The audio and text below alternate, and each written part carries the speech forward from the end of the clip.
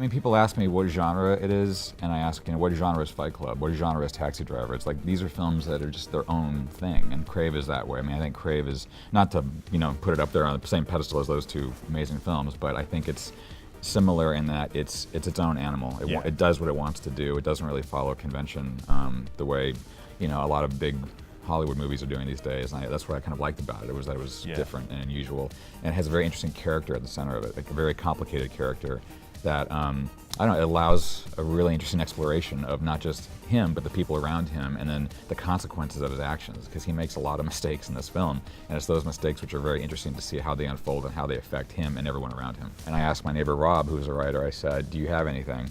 And he pitched me this idea of Walter Mitty meets Travis Bickle, which I thought was a very interesting idea. And so we developed it over like a year. And then I took some of my own personal life and kind of fused that into the story, mostly the relationship part of it. And then like a year after that, we were shooting.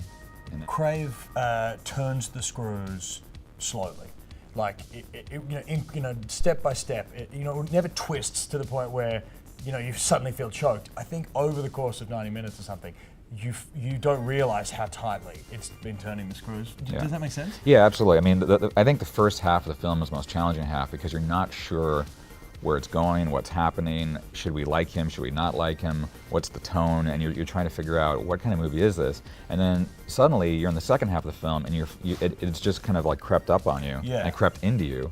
So with the second half of the movie, I feel like it's kind of hard to break away from it because we've kind of like lured you in these kind of weird ways that maybe are not conventional ways, but that felt right for the character. Yeah, and not expected in a weird subconscious sort of way. It tricks you. Lures you in a very deceptive way, I think. Yeah.